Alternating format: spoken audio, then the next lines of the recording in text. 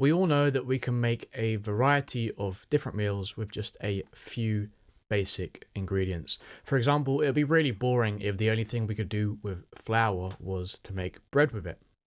Well, in music, scales are kind of like ingredients.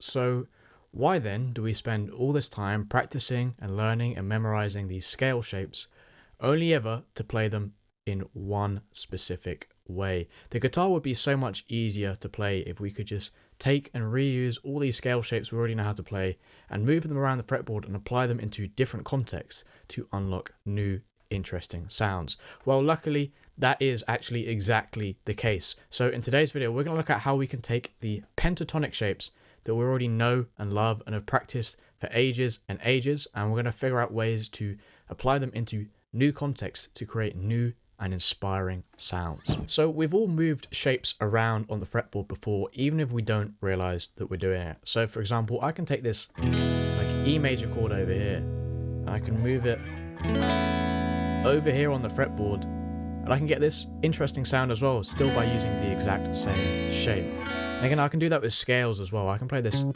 C sharp minor pentatonic, and if I just change the root note, now I get an entirely new sound with the exact same shape. So why does this work? It's because every single shape that you learn on the instrument, it doesn't matter if it's a triad shape, a scale shape, a chord shape, they all somehow relate inside of a key signature. So if I understand that E major and A major are both in the exact same key signature, and if I also understand that like the notes inside an E major chord are also going to work with this A major chord in the same key signature, I can mix and match both of them together and get this new interesting sound by shifting a shape around. And likewise with this C minor pentatonic, if I know that every minor has a relative major, I know that like E minor is going to be the relative major to C sharp minor. So that means if I replace that bass note with E, I can take the exact same set of notes and play them around E to get a nice new sound. So the key to unlocking these new sounds isn't always about learning more. It's not always about learning more shapes. Sometimes it's about understanding the different contexts in which you can apply the exact same shape to unlock new sounds. So with that in mind, what if I told you you could use the exact same pentatonic shapes you already know how to play to create a beautiful ethereal sounding scale over the top of a major 7th chord? I'm sure many of us have never actually tried using that pentatonic scale shape over a major 7th chord before. So how do we do this? What do we need to understand, right? First, we're going to look at a key signature. Let's look at the key of B major. So we need to understand that every single key signature is going to have 3 major chords. So we have the 1 chord, and obviously the 1 chord of B major is going to be B major, right? The 4 chord, which is also major, that's going to be E major in the key of B major. And then we have the 5 chord, which is going to be F sharp major in the key of B major. So we have 3 different major chords inside of our key signature. So how do we figure out what scales to play over the top of these chords? Let's look at B major, right? The most obvious option we have is that B major pentatonic. It's going to sound really nice over B major. And we might also understand that the same notes in that B major pentatonic are also part of the same notes inside that B major scale as well. But what if we take this exact same B major pentatonic scale shape, and instead of playing it over the top of the 1 chord, we played it over the top of the 4 chord in our key? So let's see what happens if I turn E major, the 4 chord, into an E major 7 chord, and I use that scale shape of the 1 major pentatonic over the top of that 4 chord.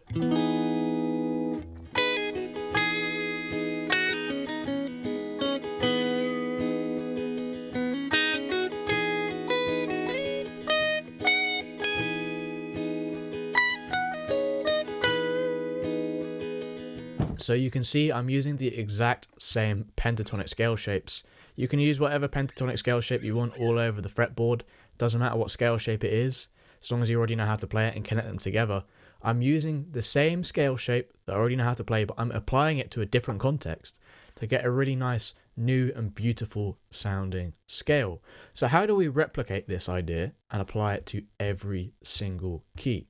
So let's understand how to do that.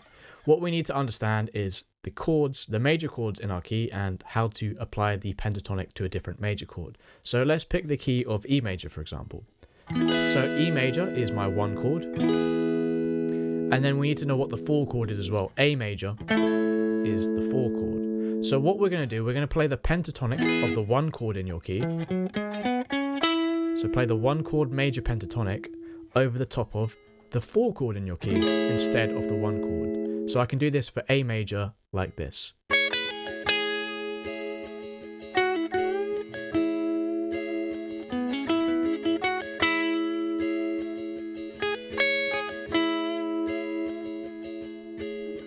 So again, without having to learn and memorize a new scale shape and put in all this time to practicing and getting your fingers used to something new, you can create an entirely different sound with a shape that you already know how to play on the fretboard. So the reason all of this works is because we're still using the same diatonic notes that we find inside of our key signature, but we're just changing the chord that we're playing those diatonic notes over the top of.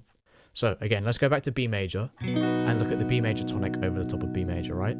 So if we look at how every single note relates to that root note of B, we have the root note, which is the first note in that B major pentatonic. Then we have the major second in relation to B. Then we have the major third in relation to B. Then we have the perfect fifth in relation to B. And then we have the major sixth in relation to B. So that's what makes the B major pentatonic. Those are the intervals that relate to B. But if I change that point of B to the point of E, those notes now shift and change. So over here, I have my perfect fifth in relation to E, my major sixth in relation to E, my major seventh in relation to E, my major ninth in relation to E, and my major third in relation to E over here as well. So again, the exact same kind of scale shape. It just creates a completely different harmonic flavor by changing the context in which you apply that same shape over the top of. We can apply this exact same logic to our minor sounds as well. So just like how there are 3 major chords in every key signature, we also have 3 minor chords in our key, and those are going to be the 2nd chord in your key, the 3rd chord in your key, and the 6th chord as well. So let's look at the key of D major. So we also know that, like, again, there are relative and major and minor key signatures. The relative minor of D major is going to be B minor. And how do we figure out how to play some interesting sounds here, right? The most obvious thing you can do over B minor is play that B minor pentatonic. That's the obvious choice, right? But what if we want to make something that sounds more interesting? Again, we apply the exact same logic and look at the other chords in our minor key as well. So again, we have this E minor, that's the 2nd chord. What if we played that B minor pentatonic over the top of an E minor chord?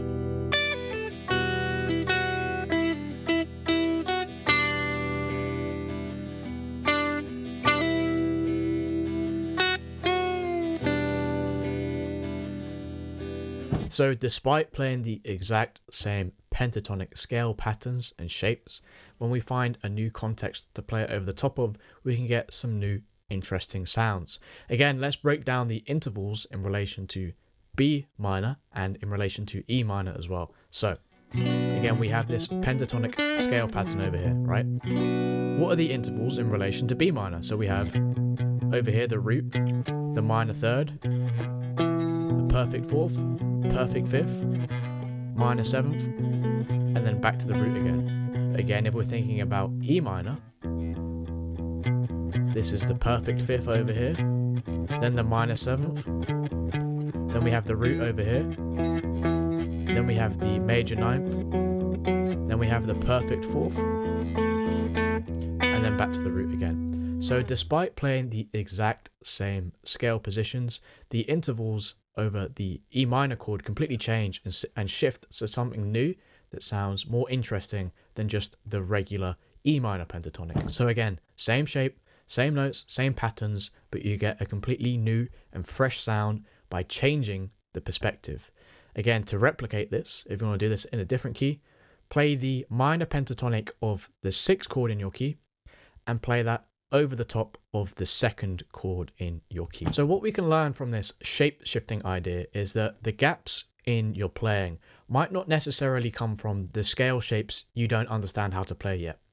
Maybe the gaps in your playing come from not being able to understand how to find more ways to use the scale shapes you already know how to play and fit them into new contexts. And again, to understand how to do this, you have to realize that every single shape that you learn fits inside the context of a key signature. And when you can shift things around inside of your key signature, you can create some incredibly rich and interesting sounds with the exact same scale patterns you already know how to play. The secret isn't always in learning more, it's understanding how to get more out of what you already know and use it more creatively. If you want to fill in some more gaps in your playing and understand how to master the triads all across the neck on every single string, I recommend you check out this video over here. It's all about how I've been helping my community members master the triads with my Triad Masterclass service. Again, it's a great way to support the channel, and I've also been working hard on making sure it's also a great way to genuinely improve at the instrument as well. So in my opinion, it's a win-win for both of us. If you're interested in learning more about the triads and mastering them, check out this video over here. Again, you can also join my free school community. We have Q&As, so you can ask me any questions about the instrument, practice tips, advice on how to improve, anything like that. Again, it's completely free to join, and there is a link in the description.